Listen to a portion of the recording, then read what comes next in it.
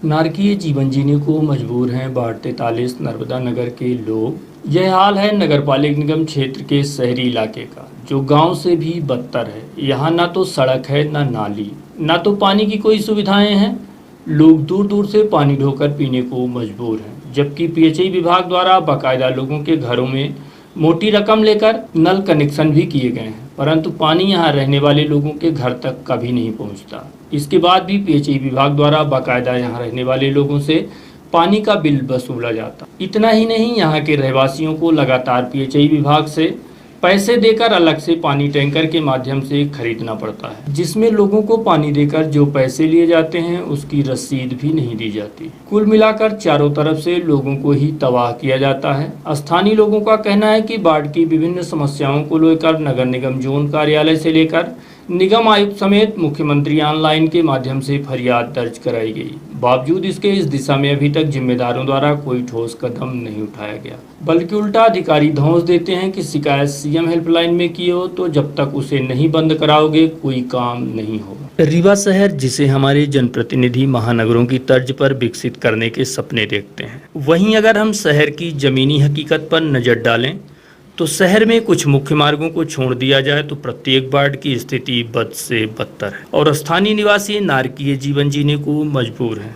इसकी सबसे बड़ी वजह जिम्मेदार नगर निगम अधिकारी कर्मचारियों की मनमानी व उदासीनता मानी जा रही है कि एक तरफ जहां शहर के विकास को लेकर नए नए प्रयास नेताओं द्वारा किए जा रहे हैं, तो वहीं दूसरी तरफ नगर निगम के जिम्मेदार अधिकारी इस पहल पर अपनी हठधर्मिता और भ्रष्टाचारी रवैये के कारण पूरी तरह से पानी फेर रहे हैं। ऐसे में नेताओं पर भी स्थानीय जनमानस का आक्रोश फूट रहा है। लोगों का आरोप है कि विधायक जी के पास शिकायत करने पर 1 या 2 दिन अधिकारी अपनी सक्रियता दिखाते हैं, इसके बाद पुनः सब कुछ भूल जाते हैं, जिसका खामियाजा बरसों से शहर में घर बनाकर रहने वाले लोगों को भुगतना पड़ रहा है। यह मामला रीवा नगरपालिक निगम के वार्ड क्रमांक 43 चिरहुला मंदिर के पूर्वी इलाके यानी कि नर्मदा नगर का है, जहां रहने वाले लोग आज भी सड़क, बिजली, पानी और नाली जैसी मूलभूत सुविधाओं को तरस रहे हैं। यहां रहने वाले लोगों का आरोप है कि इनके द्वारा कई बार इन समस्याओं को लेकर जनप्रतिनिधियों सहित जिम्मेदार अधिकारियों के सामने रखा गया,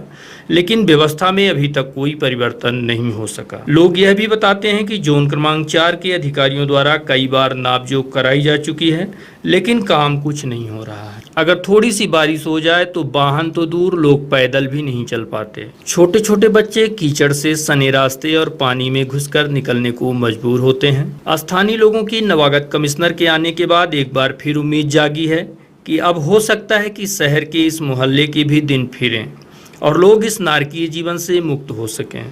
आप खुद देखिए हमारी इस रिपोर्ट में स्थानीय लोगों की पीड़ा। और पानी के लिए बहुत परेशानी है, नाली के लिए परेशानी है। हम लोग को परेशानी कब दूर होगी, हम यही पूछ रही हैं और दूसरा नहीं। और हमारे यहाँ जो कोई मान ली पार्षद है, जो कोई है ना, तो सुन नहीं रहा है। हाँ, हर परेशानी नहीं सुन रहे हैं। और ये भैया आज महीने दिन से परेशान है, हम लोग की परेशानी देख करके ही हर बात में परेशानी में परेशान है बेचारे। समस्या ये है कि सबसे ज़्यादा रोड की समस्या है। बच्चे स्कूल जाते हैं, साइकिल उनकी गिर जाती है, गाड़ी स्लिप हो जाती है, बच्चों का ड्रेस गंदा हो जाता है। पानी जो है तो आजू बाजू में सब जमा है, पानी नहीं निकलता है। नाली की और रोड की सबसे ज़्यादा समस्या है। पानी का है तो नल भी नहीं आता है, टैंकर आता है तो मोहल्ले में तो कम मतलब यूनियन नहीं है तो वो सब चलता ही है ऐसा।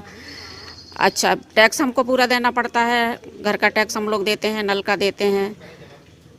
राजन शुक्ला से पर्सनल हमने नामदेव समाज में एप्लीकेशन दिया था तो वहाँ भी कोई सुनवाई नहीं हुई, आज से 1.5 साल पहले। और पार्षद के पास भी हम लोग गए हैं, सीएम हेल्पलाइन में भी हम लोग शिकायत करे हैं, आते हैं और घूम के चले जाते हैं। बस सिग्नेचर एप्लीकेशन पे करवाएंगे वो कि आपका एप्लीकेशन पड़ा है, उसमें हेल्पलाइन में सिग्नेचर करवा के वो लोग निकल लेते हैं, आगे कोई कार्रवाई नहीं होती है। हमारे यहाँ समस्या है, न रोड है, न नाली है, न पानी आता है। बच्चे भी स्कूल जाते तो इस तरह कीचड़ में जाते हैं, जूता चप्पल हाथ में लेकर। कब से रह रहे हैं आप लोग यहाँ?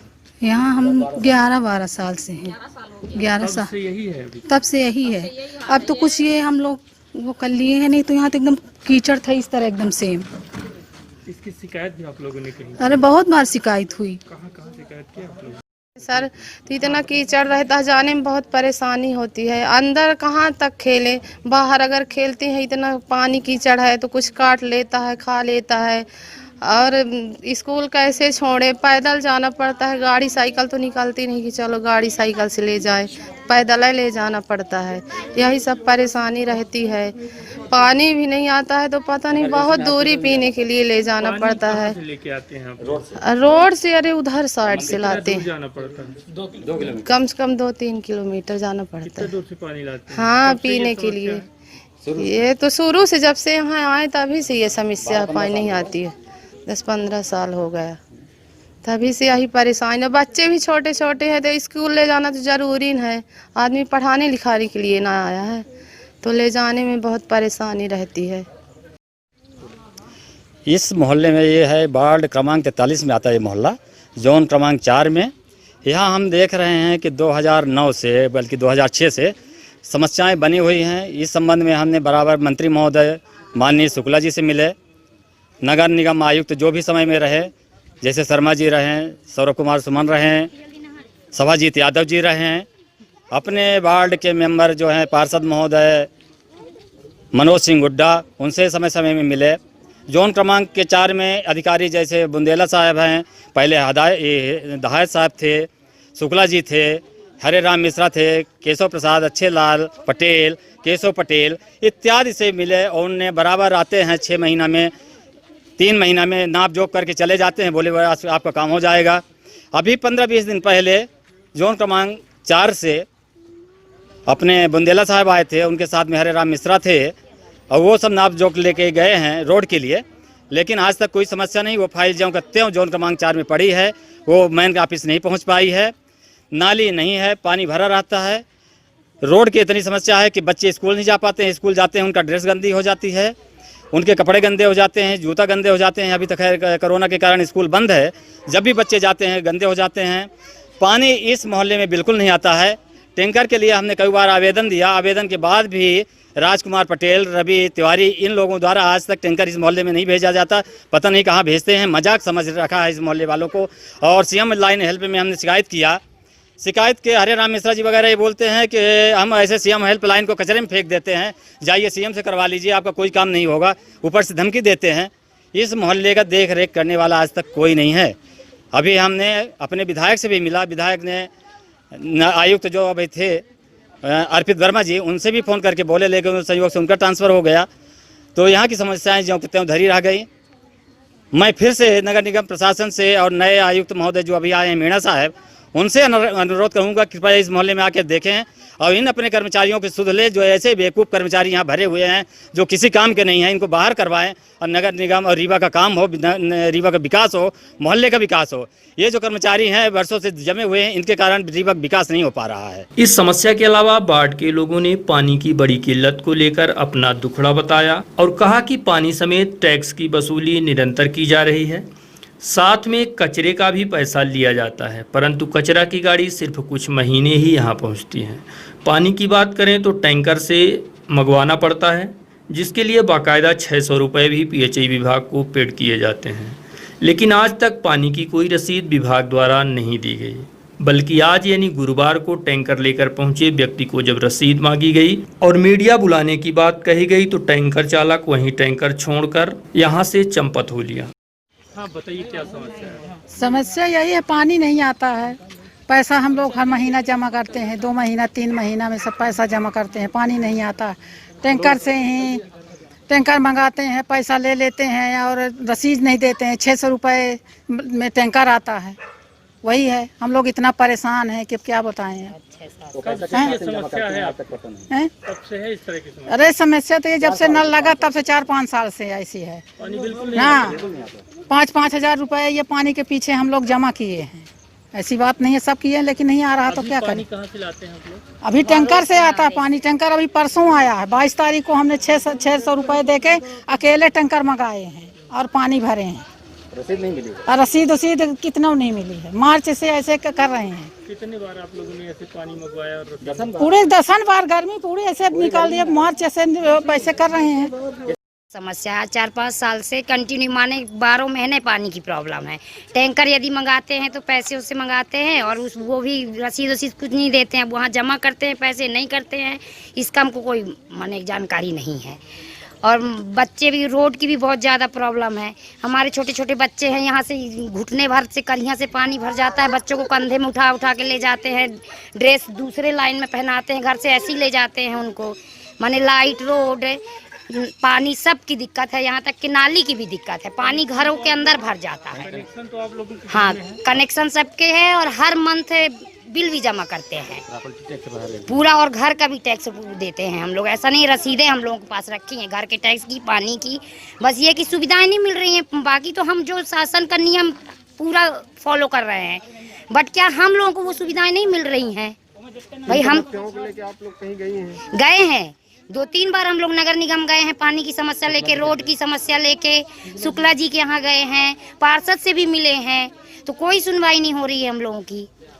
अब ऐसे कम से कम 6-7 साल से हम लोग गाड़ी आती है, कचड़े की गाड़ी आती है जब सूखा समय रहता है, गर्मियों में आती है, और जब पानी भर जाता है यहाँ करिया भर, तो कहाँ से गाड़ी आएगी। 2 महीने टोटल आती है, उसके बाद नहीं आती है। फिर फेंकते हैं इधर उधर, कहीं जलाते हैं अपनी व्यवस्था में, उसका भी टैक्स में जाता है पैसा। पहले मंथली लेते थे, अब बोले कि कोई देता है कोई नहीं देता है, तो अब टैक्स में काटने लगे हैं पैसा। मैं डिफेंस में सर्विस करता हूँ। 9 महीने के बाद में आया हूँ। देश के अंदर कोरोना टाइम लगा हुआ है। मेरे बच्चे की शादी थी। मैं अभी 3 दिन के अंदर जो है तो शादी करने के लिए हमारे यहाँ कम से कम 50 रिलेशन के रिश्तेदार आ रखे हैं। मुझे जिस दिन से मैं आया हूँ यहाँ तक कि मुझे 15 वर्ष हो गया यहाँ पर मकान बनाए हुए, लेकिन मैं जो है तो यहाँ पानी नहीं देखा, पानी नहीं आता।